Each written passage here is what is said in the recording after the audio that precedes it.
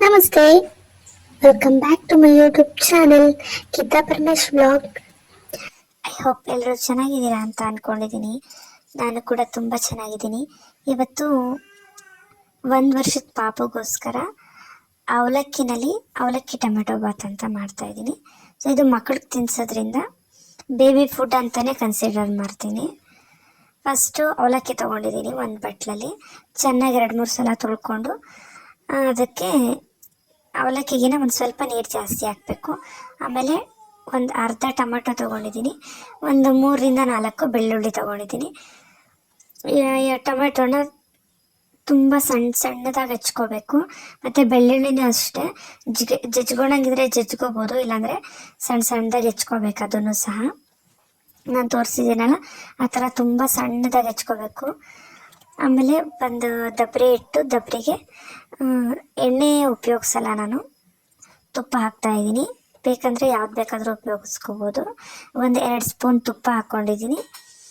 ತುಪ್ಪ ಕಾಯ್ದಾದ್ಮೇಲೆ ಅದಕ್ಕೆ ಸಾಸಿವೆ ಹಾಕ್ಕೊತಾ ಇದ್ದೀನಿ. ಸಾಸಿವೆ ಸಿಡಿದ ಮೇಲೆ ನಾವು ಹೆಚ್ಚಿಟ್ಕೊಂಡಿರ್ತೀವಲ್ಲ ಬೆಳ್ಳುಳ್ಳಿ ಹಾಕ್ಕೊತಾ ಇದ್ದೀನಿ.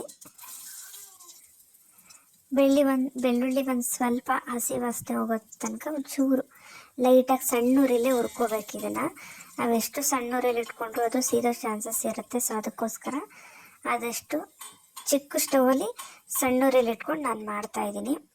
ಆಮೇಲೆ ನಾವು ಹೆಚ್ಚಿಟ್ಕೊಂಡಿರ್ತೀವಲ್ಲ ಆ ಟೊಮೆಟೊ ಹಣ್ಣು ಅಷ್ಟೇ ಹಾಕ್ಕೊತಾ ಇದ್ದೀನಿ. ಇದು ಚೆನ್ನಾಗಿ ಬೇಯಬೇಕು, ಅಂದರೆ ಫುಲ್ಲು ಮೆತ್ತಗಾಗಬೇಕು ಟೊಮೆಟೊ ಹಣ್ಣು.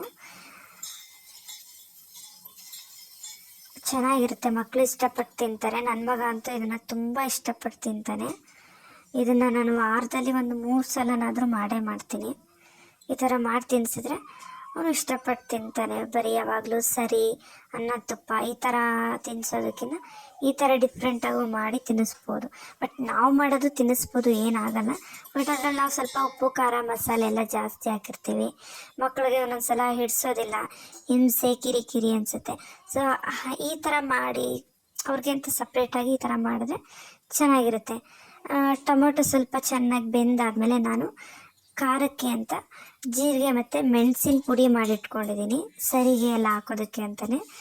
ಆ ಪುಡಿ ಹಾಕ್ಕೊಂಡಿದ್ದೀನಿ. ಒಂದು ಚಿಟಿಕೆ ಆಗುವಷ್ಟು, ಒಂದು ಅರ್ಧ ಲೋಟದಷ್ಟು ನೀರು ಹಾಕ್ತೀನಿ. ಅದು ಚೆನ್ನಾಗಿ ಸ್ಮ್ಯಾಶ್ ಆಗಬೇಕಲ್ಲ, ಅಂದರೆ ಮೆತ್ತಗಾಗಬೇಕಲ್ಲ ಟೊಮೊಟೊ ಹಣ್ಣು, ಅದಕ್ಕೋಸ್ಕರ.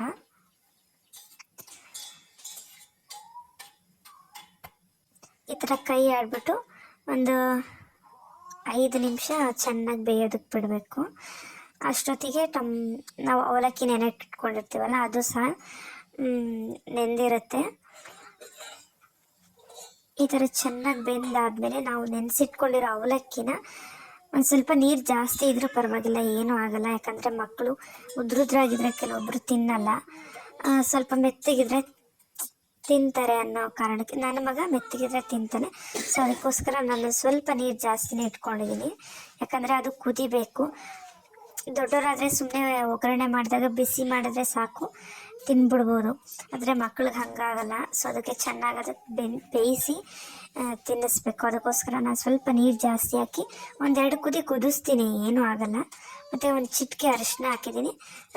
ರುಚಿಗೆ ತಕ್ಕಷ್ಟು ಉಪ್ಪು ಹಾಕ್ಕೊಂಡು ಈ ಥರ ಮಿಕ್ಸ್ ಮಾಡ್ಕೋಬೇಕು. ಮಿಕ್ಸ್ ಮಾಡಾದಮೇಲೆ ಒಂದು 5 ನಿಮಿಷ ಮತ್ತೆ ಬಿಟ್ಟರೆ ಆಯಿತು.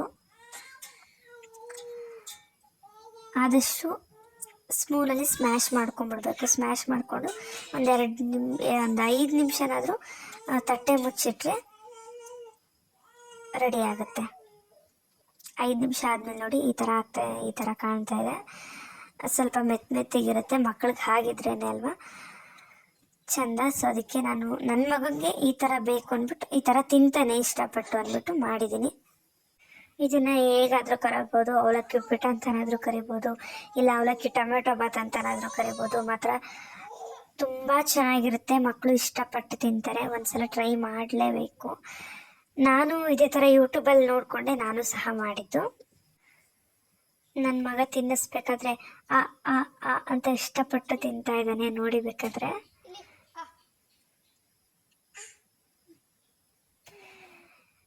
ಖಾರ ಉಪ್ಪು ಎಲ್ಲ ಲಿಮಿಟಾಗಿ ಖಾರ ಹಾಕಿರೋದೇ ಇಲ್ಲ, ಬಟ್ ಟೇಸ್ಟಾಗಿರುತ್ತೆ. ಹುಳಿ ಎಲ್ಲ ಹಾಕಿರ್ತೀವಲ್ಲ ಟೊಮೊಟೊ, ಇಷ್ಟಪಟ್ಟು ಮಕ್ಕಳು ತಿಂತಾರೆ. ಸೊ ಮಾಡ್ಬೋದು, ನೀವು ಟ್ರೈ ಮಾಡಿ. ಸೊ ಈ ವಿಡಿಯೋ ಇಷ್ಟ ಆಗಿದೆ ಅಂತ ಅಂದ್ಕೊಂಡಿದ್ದೀನಿ. ಹೊಸದಾಗಿ ಯಾರೆಲ್ಲ ನನ್ನ ಚಾನಲ್ನ ನೋಡ್ತಾ ಇದ್ದೀರಾ, ಪ್ಲೀಸ್ ಸಬ್ಸ್ಕ್ರೈಬ್ ಮಾಡಿಕೊಂಡು ಸಪೋರ್ಟ್ ಮಾಡಿ. Thank you.